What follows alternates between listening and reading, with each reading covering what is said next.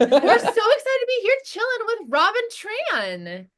Hi, Robin. Yeah, Hi, yeah, how are yeah, you? yeah. Austin 316 shirt at 12 p.m. I fucking love it. I haven't Yeah. thought about Austin 316 in a minute. Wait, And Yeah, thank somebody tell you. me I've It's a seen the wrestling shirt. thing, It's a right? wrestling thing. Yeah. Can of whoop yeah. ass. Look, I Ah. bought the shirt. I bought the shirt way back in 2024. So don't. Wow. Yeah, so it's not like Vintage. it's like a Yes. new shirt too. It's not like I kept this from when I was a teenager. It's just I've never grown up. And Yeah. when I first came out, I wanted to wear all the be as feminine as I can and everything. And then Mhm. I don't like to be put in a box. Yeah. So I'm like, well, why don't I just go back to wearing like ridiculous shirts that like when I was younger, everyone made fun of me for it. But I think when you get older, especially if you're in like entertainment, the Hmm. weirder you are, then like the more people like you. Oh, you're just like kind of a free spirit, like Dharma and Greg or whatever. Like, Dharma Yeah. and Greg did old a reference. lot. It did a lot for our people. Yeah. Yeah. Yes.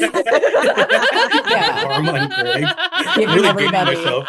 the reference. Hey, no, we Yeah. love it. We love it here. Tessa's like a Yeah. classic Dharma. Absolutely. I That's good. am. I am. I'm in a Dharma and Greg marriage. There's a lot of hijinks. There's a lot of compost conflict. There's a lot of talk of antioxidants and microplastics in my house, and a lot of like, That's so cute.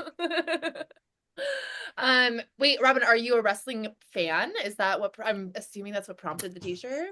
I've been watching wrestling for 34 years. Hmm. Wow. So almost my entire life. I know more about pro wrestling than everything in my life combined. And Oh yeah. it's a pretty useless skill to have. Yeah. Like so wrestling is like a continuous story, right? Hmm. So I actually remember like incidents in my life compared to like to whatever wrestling pay-per-view was on at the time. Like, oh, my first heartbreak when a girl in high school said she didn't like me. Oh, that was like December's Armageddon in 2002 in Fort Lauderdale. Like, so like actually wrestling is like kind of the thing that's always been there for me. And that's how I measure life. Like I remember that 9/11 was on a Tuesday Hmm. because Day after SmackDown Raw. tapes on Tuesday. They have to Yeah. preempt it for Thursday. Oh So my yeah. God. So I was like, yeah, I remember 9/11 because it was a Tuesday when SmackDown was preempted. We were all Well, impacted in I was different going to say, it was ways. kind of like Yeah. the ultimate SmackDown for us. Yes, Yeah. exactly. Yes, that's right. It was the ultimate SmackDown. 9/11, the ultimate SmackDown. Can that be the name of the episode?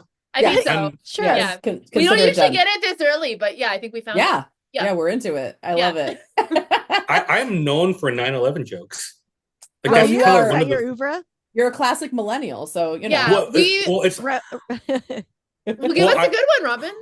well, Yeah. no, I'm known for it because one of my 9/11 jokes went viral at Roast Battle in Mm. 2016 or 2007. I don't know, but it was I was battling Keith Carey, and I Mhm. knew something about him that no one else knew because I heard him say it at an open mic in like 2012.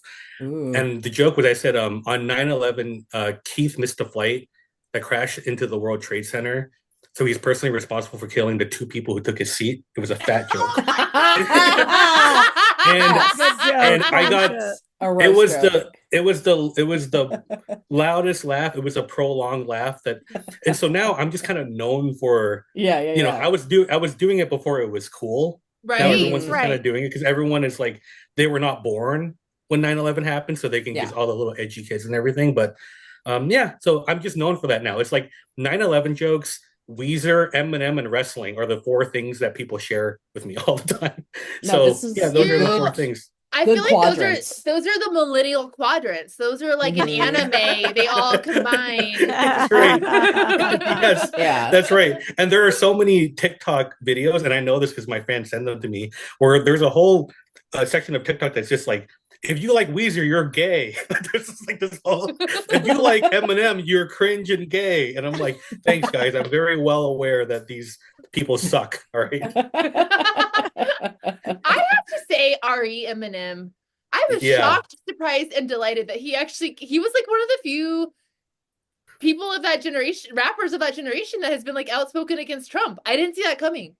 Okay, Has so he he been? had I a haven't heard anything Yeah. from him. Yeah. okay. So in 2017, he released an album that was woke, and it was an anti-Trump album, and it was so bad that even people who hate Trump were like, "Look, we actually hate this more than Trump." Like one of his lines is that he's talking about how Trump like looked at Hitler's plate, and then at the end he goes, "In other words, you ate off Hitler." Oh my. Okay. Wow. That is such an Eminem lyric. That's like Eminem doing Eminem. Yeah. An SNL sketch. Perfect. Damn. He could have used your punch up, I think, honestly. Yeah, I know. He's like a canary with a beak. That's why he banned militaries with a tweet. Like it was just like a very like weird. Who is this man? He's old. Like, Say, Dad. You know, I have to say, Dad rapper. Yeah. in like related news, I'm a huge Beastie Boys fan, and like while I'm forever saddened that MCA like is gone, sometimes I am glad that he's not here to make bad music about Trump, because I do think it would be happening. Yeah. I do think, unfortunately, it would be happening. Listen, guys, we can get very nostalgic about the early aughts, but lest we forget, I'm sorry, Green Day was cringe as fuck during the Bush administration. There was some really bad music happening during the Bush administration. American. Yeah. Oh Oh my God, I forgot about that. Oh, it's a musical. It's also a musical. They turned it into a musical. Oh, right. I saw it the night I got together with my husband. I saw American Idiot at the Pantages or at the Amundsen. Oh, wow. And the musical was so bad that I left. Damn. It's specifically about like that era. Yeah. Oh, It's boy. so heavy-handed. That's It's rough. Is that the only musical you've ever walked out of, Tess? That's a good question. It might be. I walked out of Cats halfway through, but I think I've said that before. Damn. Robin, ever walked out of a musical? No, I have culture. I would never. I'm kidding. I would never walk. What kind of no? It's funny. So after the Eminem Woke album, it's funny. He comes out with an album the next year, and he's like, "I'll never be woke again." I guess it's like it's very we bullied it out of him. He will never be woke again. Yeah, we all bullied it out of him. So is he saying a bunch of really problematic stuff in the next one? Well, yeah. I mean, he like says problematic stuff, but it's like Well, it's anti-Trump, but in a problematic way, where it's like, I don't know if you should be saying that you're going to kill his daughter. I don't know if that's like, it's kind of mixed messaging, you know? Yeah. That's his go-to, though. He's like, all right, I got to talk about somebody's daughter killing somebody. Yeah. There's a trunk and it's empty. What are we doing here? That's right. Yep. I'm glad that this is how I'm spending my time promoting myself. Marcia Mathers. It's 9/11 and Eminem.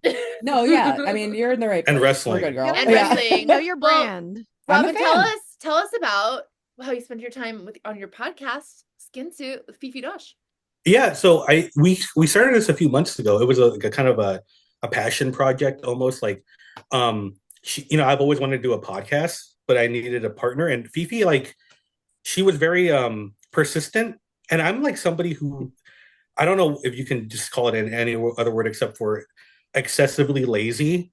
Like, I will do anything I can to get out of doing anything, you know? But yeah, we started recording it a few months ago. And for a while, I'm like, oh, this is really fun. But I think the last few episodes were like really hitting this stride. And I'm like, I actually am looking forward to doing something. This is kind of, I never thought this would be the case. So Fifi and I we have really good chemistry. It's like, we're both really into like old school, like shock jock radio. You know, when we were like when I was pre-transition, I was like the biggest edgelord into Opie and Anthony and all that shit. But it's like now we're like two trans women who are like that. I think this is a very fun, problematic, but like weirdly woke, you know? Yeah. I've always like thought people have called me like a woke edgelord. And I think there's a lot of people who are like that nowadays, but I feel like, oh God, I was going to say, this is going to sound so arrogant. I feel like I'm Eminem, like with a real Slim Shady, please stand up. There's so many imitations, but I'm the real deal. Like, well, I get very egomaniacal. I think it's rare to pull. I think it's hard to pull that off. And I think that you have been doing it a long time. Like, and in a way, where you're very smart, and you're not doing it to come at it from a thing of like, here's my angle. It's just you know? Yeah. There was a few years, like, you know, before I was medicated for my bipolar disorder, actually, which happened at the end of 2019. When I first came out, I didn't know who I was anymore. I was like this kind of big edgelord as Robert, you know? And when I came out, I thought I had to be the opposite. I was actually like I was kind of like Eminem in that album. I was like very like I was like pro Trump, like I was like anti Trump in a very like guys don't be mean, you know, like don't punch down. I was like kind of don't punch down and all that stuff for a few years, and I realized that like I still have the same politics, but it just wasn't me. And then when I got medicated for my bipolar, it was funny. Like I was like, oh, I'm allowed to have fun still and laugh and stuff. And I Yeah. think I kind of stopped being that person because I just feel like it wasn't really me. It's funny. I was like I was like in the car with a couple of other comedians once. It was like a month into me, my depression just being completely gone. And I was making some problematic jokes in the car. And my friend Tom turns to me and goes, Robin, I'm so glad you're making these fucked up jokes again because for a while there, it kind of seemed like a narc. And I thought that was such a narc energy. And some people still remember me as that person. It's very funny. It's like there are people out there now, even though it's been like 6 years, 7 years, where it's like, oh, I'm hanging out with Robin Tran. It's like, oh, be careful because she's super woke and she'll get you. And I'm like, how many 9/11 jokes do I have to make until you guys know that I'm not that person? Also, I like careful. She's super woke. Like, okay. Yeah. But it's funny that I'm afraid of the opposite of what other comedians are afraid of. Like other comedians are afraid, like, oh, one day they're gonna go read my old tweets where I said something really offensive, and I'm afraid, like, oh, they're gonna go back and read my feminist blogs where I say that, you know, like patriarchy is bad. You know, like I'm afraid of being like reverse canceled by my edgy fan base. So yeah, that's where I am right now. I definitely live in the world of like being scared of things, and I take it way too far. My brain's like constantly telling me why someone's going to be mad at me for something. It's great. It's a really nice space to live in when you're creating. Yeah. It's well, it's there's a term for it where it's like it keeps you from saying, it's not cancel culture really, but it's just like something that makes you self-censor. I forgot what the term was. Yeah. But I think that is what a lot of it is, censorship, because like, yeah, I would do the same thing where I go, well, I can't really call Joe Rogan short because people are going to accuse me of being a hypocrite who, you know, I'm body shaming, you know, like you kind of get right. And then what happened was I remember like it was a trans person, I think it might have been a trans man, said something like, you know, your jokes about Joe Rogan being short like offends me as a trans man or something. And I remember thinking like I was writing this whole paragraph that was defending my jokes morally, and then I deleted the whole thing and I just wrote, okay. And yes, thank you. No, that's like it's because it is okay. Like it's okay. Also, a bunch of people liked the comment, and I was like, wow, okay, so I'm actually only afraid of like 6 people. But 6 people can feel like the 6 people I'm afraid of take up a lot of space in my brain. Yes. And so now I actually think it's kind of a fair trade-off where like if I'm gonna be like doing this kind of comedy, if no one is offended by it ever, then I'm not really doing my thing, right? It should be like most people are okay with it, most people find it funny, and some people find it not funny. It means I'm still at least taking some kind of risk, if that makes sense. Yeah. And so I try to remember that instead of getting mad at those people. No, I remember once at a show in San Francisco, I had said the word bitch during my set, and somebody came up to me afterwards and said, you know, you really can't say that here. And I said, like, I can clearly because I just did. You know what I mean? Like, no, you're not going to. Yeah, like, and once, I think it's that junior high thing of like once you realize like it's okay if a couple people don't like you. It's so great. Right. Well, I think it also comes down to whether it's like clearly something said in good faith. You were taking a bad faith argument with a thing that I've said. Like it's like, you know, if I'm making a joke, like what this was actually about, you know what I mean? Yeah. And the number of times that like, I mean, San Francisco, I had a joke that I used to do. It's on my first album about like, it was like about homeless veterans, but the whole point was like about how badly we treat them. But like this woman came up to me afterwards, was like, I can't believe you're talking about that. And I was like, I've had veterans actually thank me for even talking about this in the middle of the country. But you needed like this narcissistic hit to feel like you're better than me in this moment. So this is actually about you. People actually have gone up to you and thanked you for your service and making these jokes. I'm the hero. You're actually the hero of this. I like to go to the VA and just play that bit at them and be like, healthcare, please. Thank you. Yeah. There's an episode of Seinfeld I always think about when I think about like being obsessed with people being mad at me is there's an episode of Seinfeld where like Elaine wants to date a guy because he keeps forgetting who she is. Oh yeah. This guy is like a complete loser, Yeah. and like no one love, but she can't let go of this fact that this guy can't remember her. And I feel like that's a cautionary tale, because I think that we all kind of go through that, like, oh, what do I do with all these people hating me? It's like, well, you should focus on the people who love you, right? It's not just about comedy, it's about like that should be your life. Is that if you're chasing people who hate you all the time, I think that it's almost like a self-esteem issue. It's like almost like for me at least, it's like, well, the people who love me are stupid because they're blind. But the people who hate me, they can see something, so they're the real truth teller. But that's just low self-esteem. Yeah. So I always try to remember, I do get caught up in it sometimes, but I don't let most of it bother me anymore. I find it to be quite funny when a lot of guys are mad at me, especially because I realized a few years ago that I was really still into male validation. And I didn't even realize I was into male validation, because the thing is that, and people think I'm joking when I say this, I don't have like any more guy friends. Like I exclusively talk to like trans women, cis women, non-binary people. Like I don't really have any like cis male friends anymore. Congratulations. Thank you. I never get into like arguments anymore and stuff.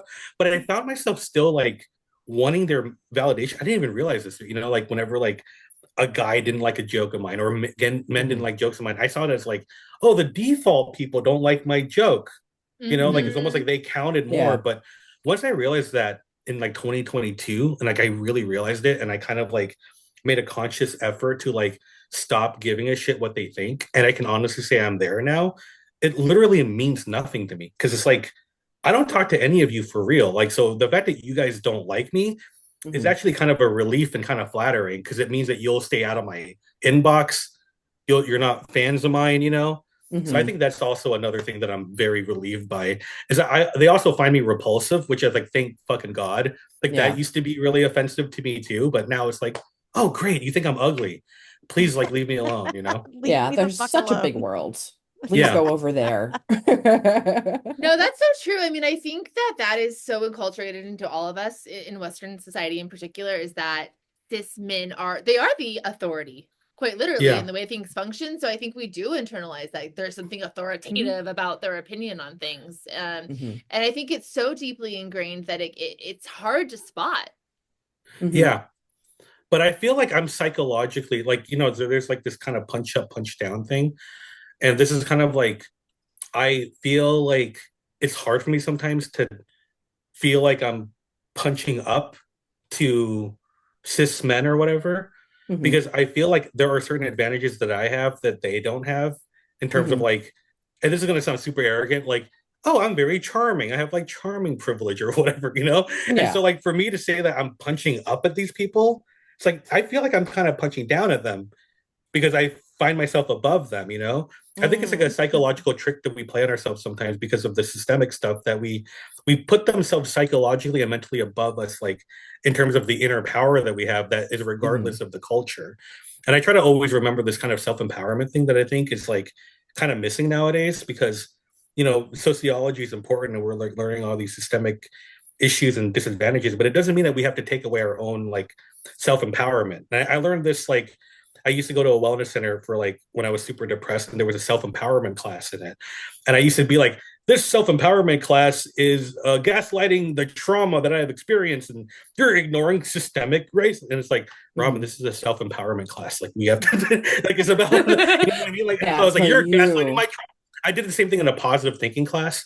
You're gaslighting my trauma. You're telling me to think positive. It's like, Robin, this is a positive thinking class. So I kind of just learn my lesson to like, you can separate like that with like also being like into social causes, Well, we also have like an extra layer on having been like forged in very important years in comedy clubs and like at open mics and stuff, which I think adds an extra layer on top of a lot of unlearning in general too, Yeah. Can I say something about jokes also? Like, please. About please. So offensive jokes, I feel like also sometimes like there's like well, like you say I meant this, but I actually meant that, and you kind of defend your joke morally or whatever. I don't know if I look at jokes like sometimes a joke is funny because it's wrong. And I think that if we agree that it's funny because it's wrong, then it's absurdity. It's like it's not even really Right, satire. right, It's right. just a pure absurdity. And I think the misunderstanding is that when people start defending it and saying that this joke is not wrong, this joke is something that I agree with. That's when it becomes a problem. Is that this Yes. this joke Yes. is only okay if we all agree that it's wrong and that's why it's funny. So I Hmm. don't know if I actually do the whole like my joke is moral really. Hmm. Sometimes like my joke is that I'm the piece of shit. That's kind of the whole. I Yeah. like I like just to be kind of absurd sometimes, and I think absurdity is also like a lost art a little bit because I Yes, think very much so. everyone's trying to be like smart or clever or satirical or whatever, and I Hmm. think it's almost like we get kind of caught up in like the conversations that the world wants us to have, and I'm always Mm. wary of that. I'm like, why are we all talking about the same four things, even if we're arguing about it? Yeah, Like, yeah. are there discussions that they don't want us to have? So maybe we throw those out just to throw a wrench into the works. And I feel like that's kind of the way I protest in a way. It's just by being an absurd clown piece of shit, you know? So like Hmm. there's no like moral deeper meaning to like when I say things like we need to kill Elon Musk with kindness. There's no like like we need to shoot Yeah. him with ideas. Like there's like it's just absurd like absurdity. The joke Yeah, is like, yeah. can you even say that? Like, I think that's kind of part of the fun. Totally. No, I mean, I love absurdity and I love it is harder to do because it's just so funny how people just don't people don't get it, or it's how people don't like understand that you're a comedian, that everything you're saying is like Yes. fake, It's basically. very Yeah. Yeah. literal. Yes, Yeah, I definitely. do. Do I people do go have to a yeah. magicians after like I have rings that disappear sometimes too? It's like, dude, I just put my fucking Yeah, it's like Yeah. I'm not actually fucking the stool or whatever, Right. Yeah. I do think that, and I never really occurs to me that I do think part of it is that I'm like Asian or trans, and I've this is a kind of a weird admission, but I forget I'm Asian and trans a lot because to myself, when I'm imagining myself, I'm imagining Zach Morris from Saved by the Bell. Like I think that Nice. Hell I yeah. legit think I'm like a white cis male. Hmm. I have a lot to unpack because I kind of sound like one. If you're only like listening to audio and you're like this cis white guy keeps talking about being an Asian trans woman. It's kind of crazy. Yeah. So I think that I also have like an issue with like just seeing myself for who I am, I think. And Do I you do Hmm. see think that yourself as a men certain age? what? Do you see yourself as a certain age? Yeah, I feel like I'm like a 24-year-old white guy. Like Yes. Mm. yeah. But I'm sorry, I didn't mean to yeah, interrupt. but Do you think men? Sorry. no, but I feel like it confuses me as to why people can't tell I'm joking. And it has to be like, oh, because if you're not like a white guy, people don't get that you're like, if you're a woman, you can be Yeah. sarcastic or playing dumb. Like Yes. playing dumb is so fun, Yes. but then they actually think you're stupid. And it's like, okay, so Yes. you're actually Yeah. falling for the trap of me being dumb. Like I'm actually smarter than you are. But what's the fun in that? Well, I mean, I think it makes sense to feel like you're Zach Morris. I mean, because that's, so much of the media we consumed. And so Hmm. much of when I think of like my favorite musicians, my favorite shows, that was the center of it. And so, like, for Yeah, me, I felt like it was my perspective, even though it wasn't, but It that's right. how I it felt. wasn't, but I think I try to It explain this was to too. cis men a lot. It wasn't, but it is, right? Because what's presented to us is like the male point of view a lot of times is like the point of view minus all the other crap that people put on you when you're not a cisgendered white male. And so Hmm. sometimes that can be your point of view, and it is sort of our point of view, or it's a point of view that we're very familiar with Mhm. because we men don't read detailed novels throughout their entire education about the spiritual crisis and the existential crisis of returning from World War II or hunting a fucking whale or like men simply don't consume that kind of content, and it's not presented to them as being art without any kind of a label. If they are consuming like stuff that's made by queer people or women, it's presented in that kind of like ghettoized way. It's never presented to them as just like this is Yeah. just a book. You Yeah. could have stopped at men don't read. Fair That could have been the end of the sentence there. enough. Fair enough. I feel like I'm a misandrist. Like I'm a very like it's funny because I say things that like almost sound like conservative-y sometimes. Like Hmm. like self-empowerment and I think all like but then I'll say things like, oh, I don't like any men whatsoever and I think we should kill all the billionaires. It's like we don't really know where Robin's politics are. We just know that you can't say most of it in public You know, like my politics are just things that Yeah, can are get me you arrested traveling by the anywhere FBI. soon? So Oh yeah. Yeah. No, Still leave the I country. actually maybe I'm not like. See, I feel like I'm also very naive because I feel like I don't feel like I'm in danger when I'm performing somewhere. Maybe because I don't dress up until I'm on stage, but I feel like I can't live my life afraid of these people, and I think that's well, kind of what they yeah. No, want, no. Well, that's But I the feel like, point, right? Is like none of us are scared until it happens. Most, it's like we yeah, don't. No one wants to not be the person they are, so we're all trying to just still do it, and then Mhm. hopefully we're I don't still know. okay. I'm gonna say something kind of brave. So one time, Steven Crowder, do you guys know Steven Crowder, the right Yeah, wing yeah, guy? yeah, He's like yeah. a super far right wing, Yeah. and he got mad at one of my tweets a few years back when Chris Rock got slapped at the Oscars, and I tweeted like, "Can someone do that to Ricky Gervais next? It doesn't have to be an award show." It was some dumb Yeah. Yeah. he slapped It's Ricky, great. and then Steven Crowder went on his right wing show. It's like, and now we have working comedians condoning acts of violence on other comedians. And then so he put up Yeah. my tweet and was like, Robin, don't you know that now you've made yourself a target? It's like open season on you now, you know? And he was just kind of, and then like a lot of my white followers and stuff were like, wow, Stephen Crowder has put a hit out on Robin Tran. He has Hmm. said it's open season. And I'm like God, not everything is a war, you know? Like he No. wants so what I ended up doing was I ended up making memes about how I'm an open target or like it's open season. Like Steven Crowder did the change my mind thing with him, you know, in the chair. So I just Hmm. wrote like Robin Tran is open season on Robin Tran, change my mind, you know, and just like I started promoting my shows as in like Yeah. if you want to go and murder Robin Tran, I will be at the Washington D.C. Improv. On like if you want to buy a plane ticket, and then go through security and then go through TSA and then walk up to me during the show and kill me. Here's where I am at performing at. Maybe that's me being naive, but I feel like I don't know. I feel like a lot of white people are very paranoid. Like Yeah. Well, paranoid we're Yeah. about I mean, I like do wonder. I mean, I'm curious though.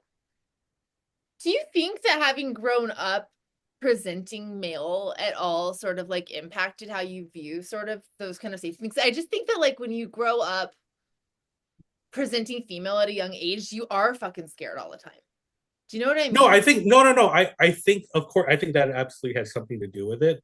But I also think it's like how do I say this? I feel like I'm not surprised by some things that happen. Like I'm not whenever like there's a this app has been leaked, your privacy has been leaked, you know, that kind of stuff. yeah. And for me, it's like the naivete of like thinking that we ever had privacy to begin with. Hmm. So it's I not that always it's think not, that. I'm like, they already have all my shit. Totally. yeah, Yeah. Yeah. Yeah. Yeah. but Yeah. but I don't feel like I'm not in danger or I'm not a target. I mean, I grew up like super impoverished in like a very very poor city where it's predominantly Vietnamese and Vietnamese people and Mexican people and Hmm.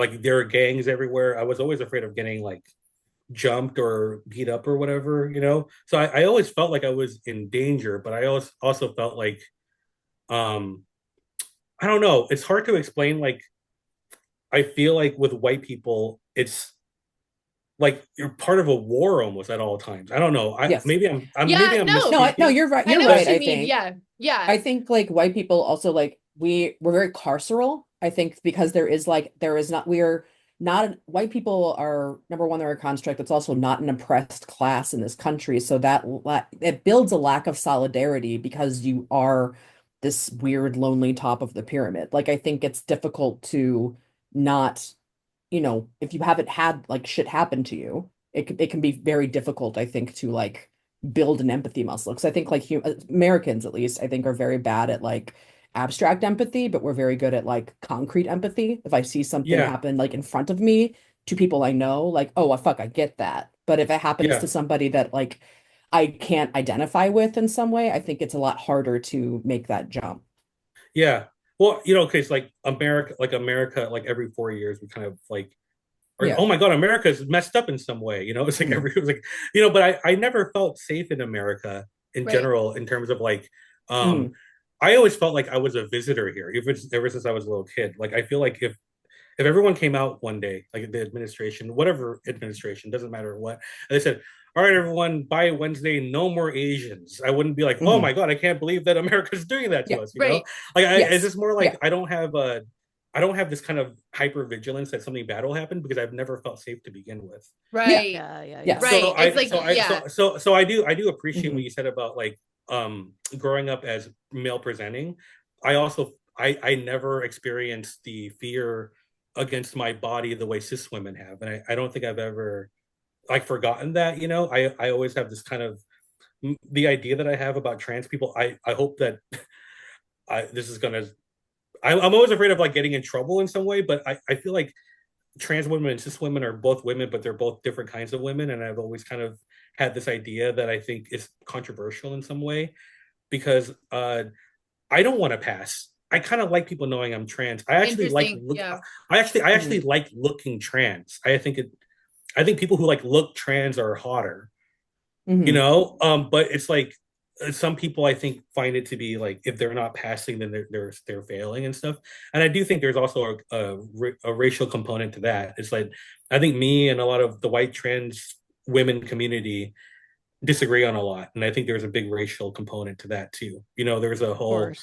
I feel like when white people are part of a group, they like to make like blanket rules for the whole group. If like something hurt my feelings personally, and now I have to make it a blanket rule for everyone, and I can't be like, I disagree with that because then they're going to be, are you a conservative? And I'm like, no, I want to kill all of them. You know, like I would kill all. But so I think that's kind of a part of it too. So. Yeah, I think it can be really hard to like number one recognize, but also try to like break the hierarchical structures in so many different groups that like are put into us like by societally. I think. I mean, like you know, capitalism builds that into us. Exactly, and I think that trans people have such a unique perspective because you have sort of like presented to the world in different ways at different times, and I'm always like curious to hear like what that transition was like. I'm so glad you said that because so there was almost like this other. I'm talking too much shit on white people, and I apologize. That's fine. I don't like as for white people, we give you a pat. Talk away, honey.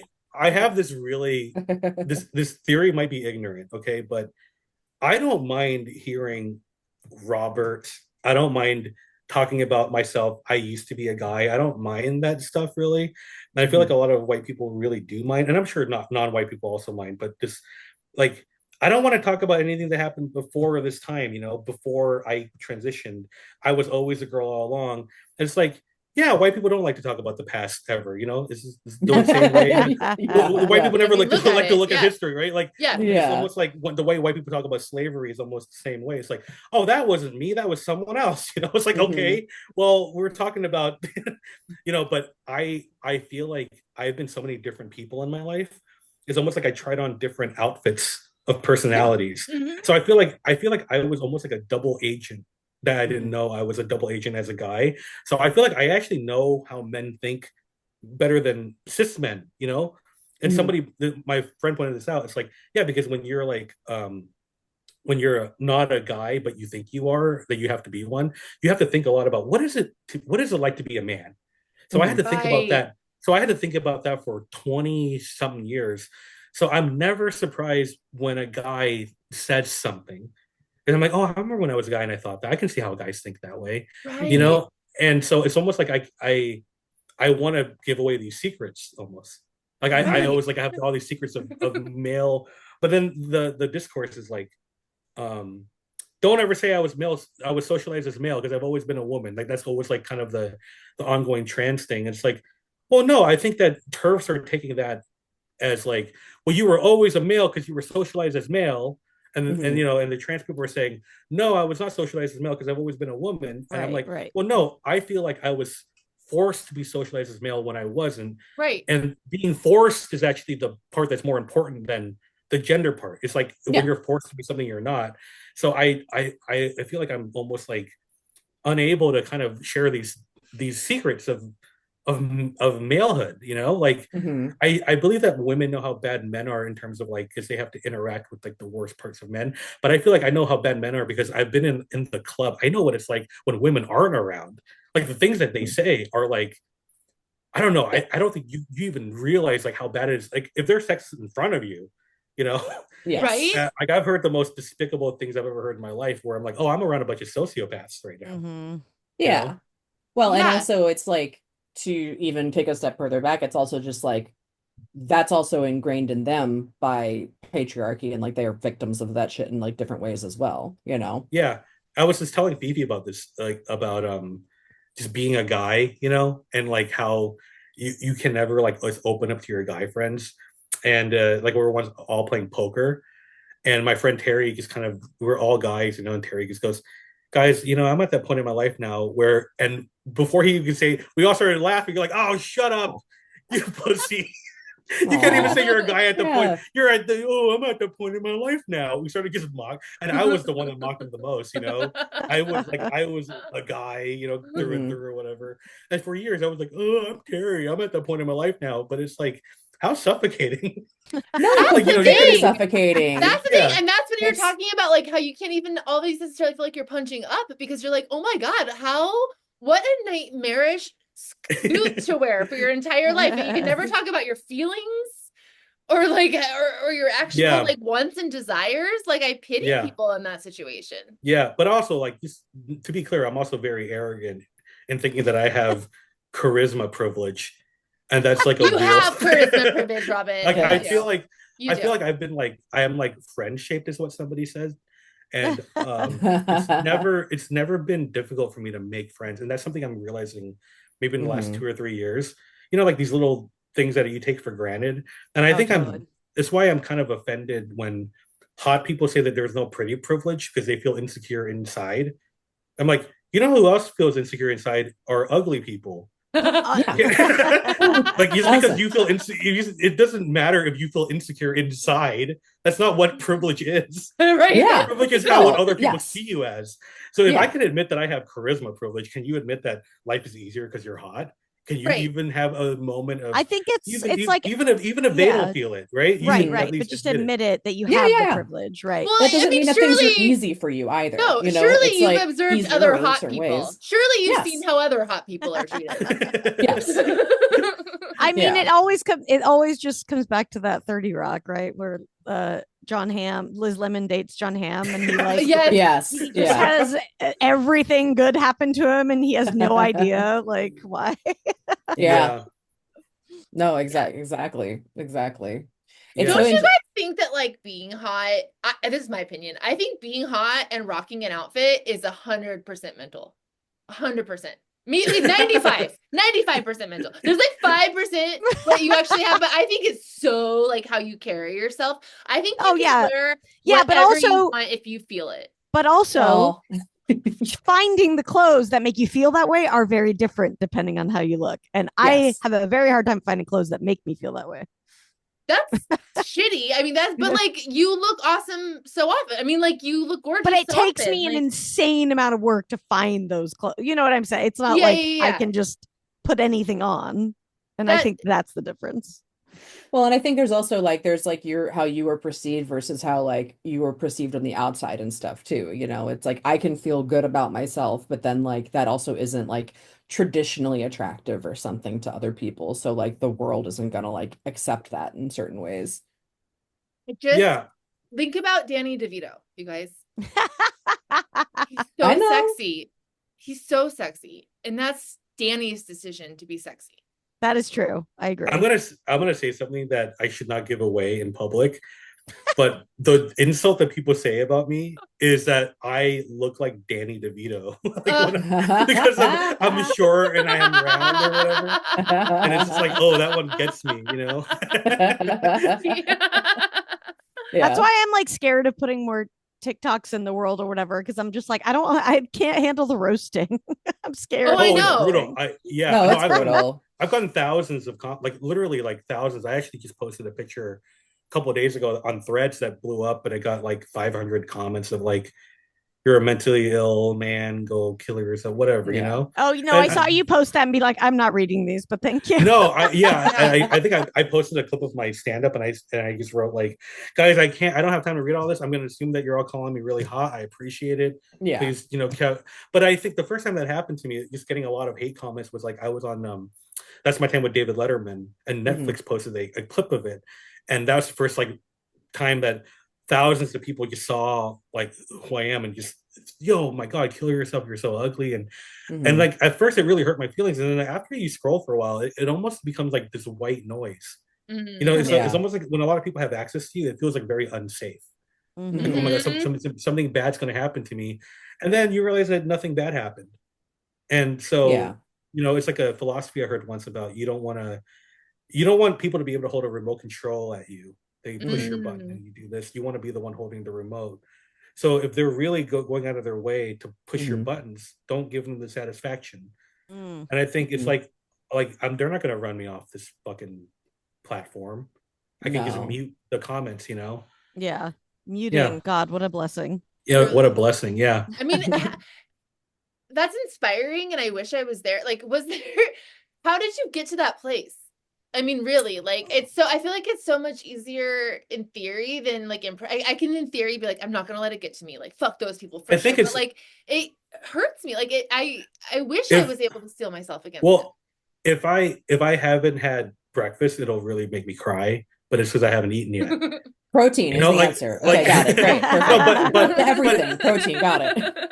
It's the same as the Elaine from Seinfeld thing I said from the beginning. It's like if you're focusing on all the haters, it's almost like you're rewarding them with your attention when the people who are clamoring to be your friend, you're ignoring them. So it's almost like you have to like readjust. Like, okay, so you're kind of famous, right? So the downside is that a lot of people hate you, but the upside is that people get to call you pretty and funny all day. That's kind of a nice thing, right? Yeah. Like if I feel like getting some validation, like 500 people are calling me ugly on Threads, and 100 people are calling me pretty on Instagram. So like, I never had 100 people call me pretty before I got famous. So like, I should appreciate the good parts of it, Yeah. And also, it's also like I did a lot of like cognitive therapy when I was depressed, and I kind of think of it like if someone's calling me like a mentally ill man, and I think some people like, oh no, I'm not a man because of here's some scientific data or whatever the fuck they do, right? But it's like if somebody said you are a refrigerator, and you went, what? Here's some evidence of why I'm not a refrigerator. Right. It's like, what the fuck are you doing? Like, who cares what they say? Like, if it's not true about you, then who cares what they say? It's like it's only bothering you if you feel like somehow it's true.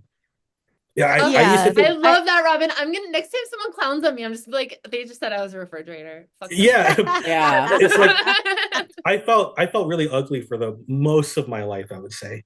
Maybe until like the last few months, I felt like objectively ugly, and that I'm somehow so charming that I like got past all that, which is not true. It means that number one, I think that I'm super ugly, and also number two, I'm the most charming person in the entire world. Both of those are not true. I need to like really reassess those assumptions.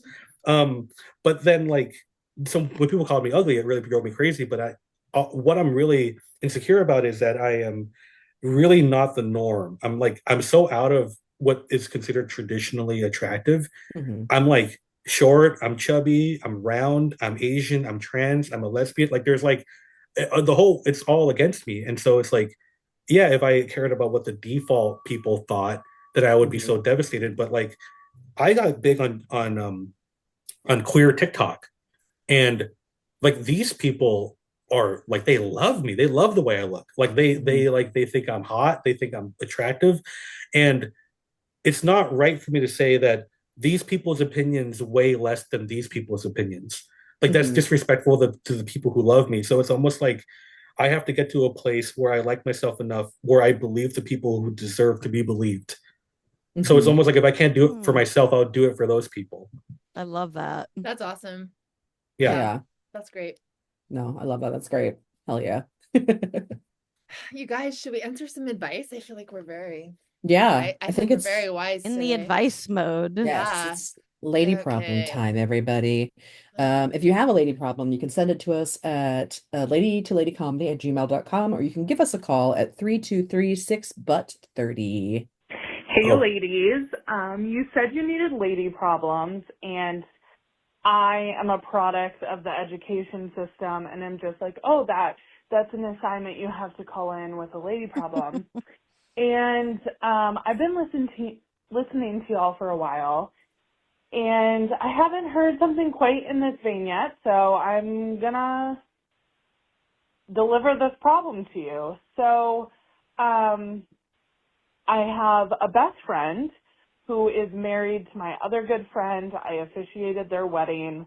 We all met around the same time, and they got married about 4 years ago. And probably for the past like 2 to 2.5 years, my best friend has voiced some like marriage problems to me and has been talking about divorce for like 2.5 years, and I just watch these waves of like we're doing better and then like, oh my gosh, we're in the gutter. And the conversations we're having right now are like, I'm in the gutter and financially I cannot like separate myself from this other person because where we live is really expensive, and I haven't always given her like the best advice, and I'm trying to be just the most supportive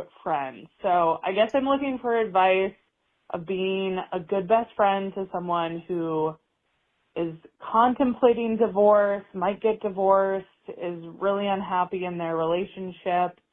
I just want to be a good friend to her, and I want to also be incredibly empathetic to the fact that staying can sometimes feel less daunting than leaving. So, I would love to hear what you guys and your guests have to say because, my gosh, you guys are always so helpful. Thank you so much. Hope you're doing as well as possible in the current state of the world. Okay, bye. What's wrong with the current state of the world? He's fine. I'm sorry, I'm just kidding. Kill him with kindness. Kill him with kindness. Is the friend that's getting a divorce, is she divorcing a man? They didn't say. Was that ever Didn't clear? say. Oh, okay. I don't know. I guess I'm just kind of assuming, but I don't know. Yeah.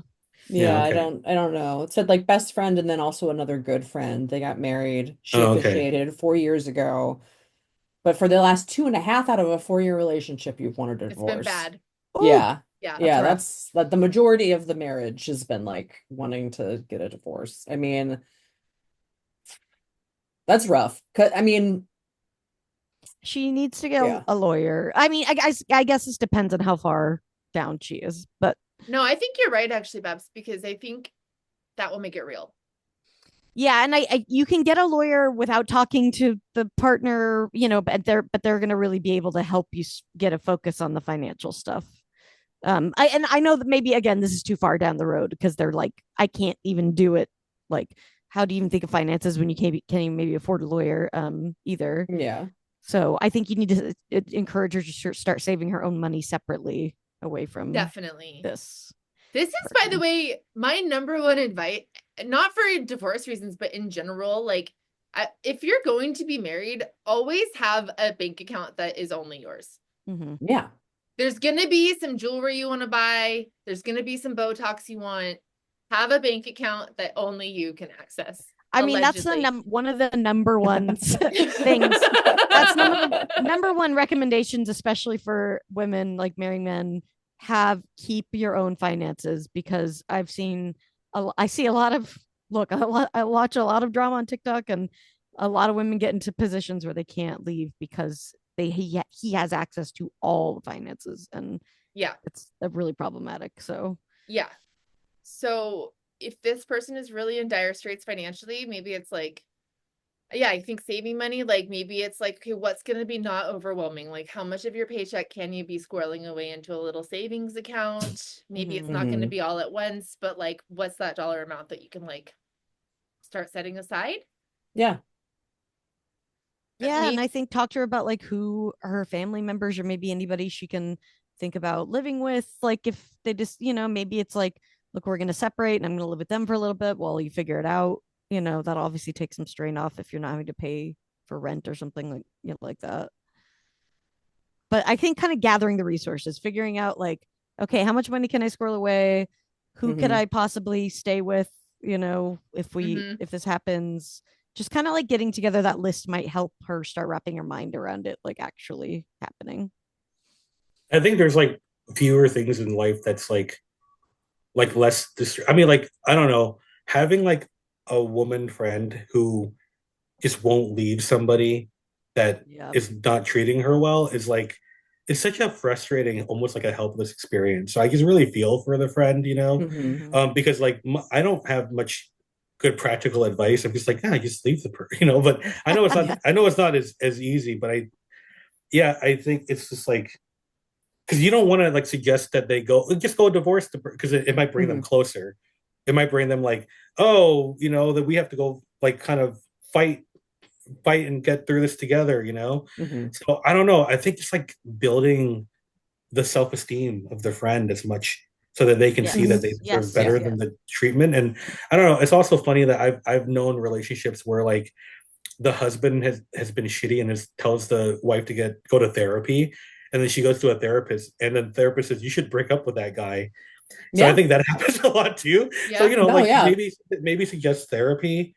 Yeah, no, I think like therapy is definitely a great idea if she's not in it of some kind. Like also just like if she's not at a point that she, like, I know she said divorce, but if she's not like also physically mentally at a point where she's ready to pull that trigger, couples therapy is not a bad idea to get to that point too. I think a lot of the times like couples therapy is like the one of the last things that happens before somebody is like, oh, somebody else is now seeing into my relationship, and that can open certain stuff up too, I think. Like, and if and then you've exhausted every angle at that point too. Like I think that is like definitely worth doing. Yeah, I mean, I feel like, it's so common that relationships are over like a few years before they end, right? Yeah. It's just like people just don't want to end it. They don't know how, they're financially scared, whatever. It's just common. And so something like therapy could help it faster or something like that, where it's kind of like you can probably see the truth maybe, but it's going to be hard for them to come to terms with it. So that could help for sure. But I really like what Robin said about like, help her build her confidence back up. Yeah. Encourage her to maybe, come out with you more often, like to feel what it's like to start to feel that independence a little bit again, or just be living like a life that isn't totally with this partner, because that's also obviously an insanely hard part of thinking about, ending something. And I don't know. I mean, I think this caller is still friends with both partners. Yeah. Which makes me think, because they didn't give a lot of details about like what exactly is going on in this marriage. And like, it may be the case that the other partners, that they're not, coercive or shitty or in any kind of way. That's just not a good match. And so maybe that's kind of part of the discussion is like, listen, it's early. Like, there's an opportunity now where you guys can really just like kind of respectfully just both go and like, maybe that's part of the messaging is like, before it gets worse. Do it now before it gets worse. And honestly, also, if that is the case and they're both like kind of in agreement to like a no fault real like divorce, like you can get divorced for very fucking cheap if that is real, because if you're both like, we're out, there can be a court ordered person that they go through everything. There isn't like, you don't need to hire lawyers. You're not paying the money to fight. They're fight about everything. Exactly. So like, I mean, honestly, like my boyfriend, he was married to his ex-wife. They're still good friends. They were married for 14 years. They got married very young. And when they decided to get divorced, they were like, how cheap can our divorce be? And that's was a like fun game. That's a new reality show. Yeah, it was like a fun game. I think they got divorced for under $300 for the entire thing. And then they went to lunch afterwards, and they were like, cool, I want you to go have a great life. Like, and like divorce is not a failure. Divorce is not like a badge of shame that you should wear. It's like, it's a relationship that the government had a hand in. It is the only reason that it's not just a breakup. You know what I mean? Like, so I think it's like there, and if there is like shame and that's part of it, like remove that stuff as much as possible too. Like you ideally want to be in a place where like, hey, if we're not helping each other thrive, then we're pulling each other down. And like, that's not what our values and where we started this from either was, you know. So like, okay, we both deserve to thrive, and it's not with us each other anymore. I think it's important to like try to think of it from like a perspective that you're helping each other, you know. I learned something, and it's going to sound so obvious, but it took me like I think I was like in my late 30s or my mid 30s figuring this out, which is that you never ever have to be in any kind of relationship or friendship where it's difficult in any way. And I think it's like almost like Yeah. you kind of like told as in TV and media that real relationships need work, and yeah they do, but they don't have to be difficult. Friendships don't have to be difficult. They don't have to be this thing that you're always trying to obsessively fix and everything. It's like like when you're a kid, you're friends with whoever you're around proximity wise, and then maybe you keep that relationship going even though you're not really friends anymore, and you realize that there's nothing wrong with either of you, but this is just difficult, it doesn't work, so you try to make it work. And I don't know, I think it's because like I have this life of like pre-depression and post-depression, where like when I was post-depression, like it's almost like I have a second lease on life. It's kind of why I think of life so positively now. And I was like, which friendships, I don't hate these people, but which friendships are not this bringing me joy anymore? And so like 99% of the friends that I have now, I've made in the last 4 or 5 years, and I'm 38 years old. And I don't fight with any of them. I don't have any difficulty with any, I don't stress out about their feelings or anything. Like you can actually get to a place where every single person you have in your life is just like makes you happy. And I don't know. I just don't want people to know that that's possible who are listening. Yeah, that's just wanted to say that. Yeah, no, absolutely.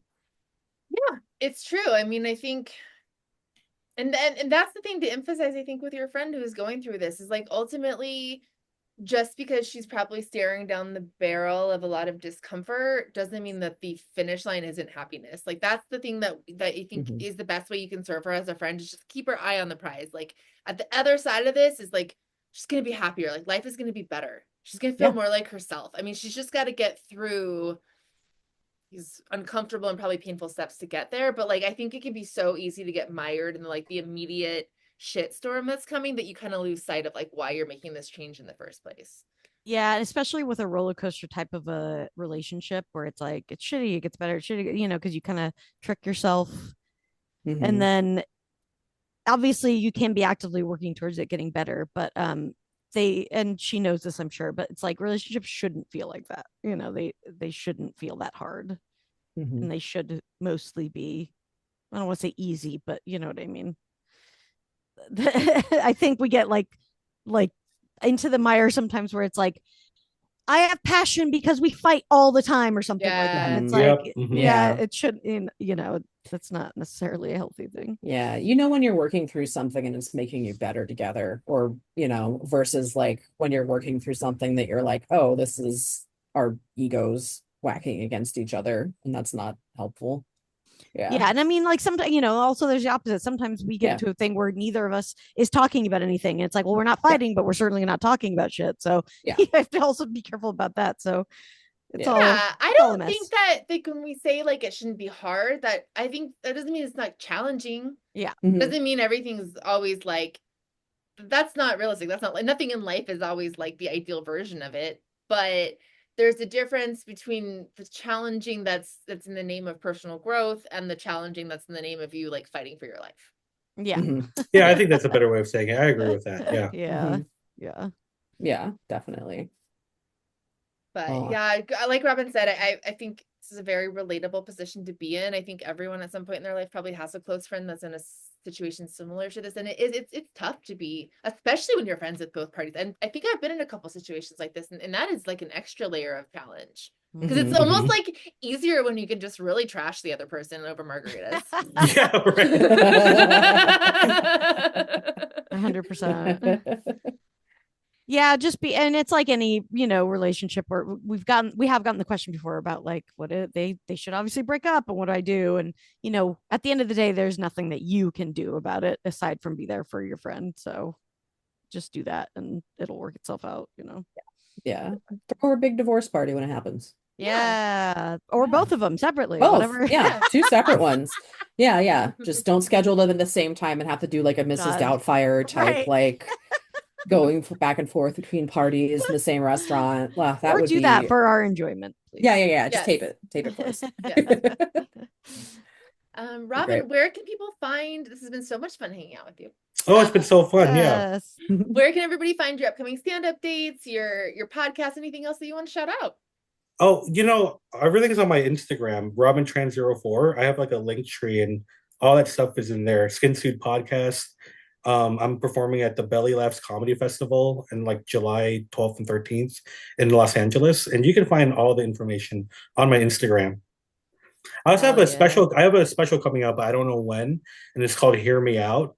So just like be on the lookout for that. It'll be out at some point this year. Just follow Robin if you're not already, and check out all of her upcoming stuff. She's very funny. And thank you. Thank you for hanging out with us. I'm so glad this finally happened. I know, me hell too. yeah. This is a long time coming. Okay. Yes.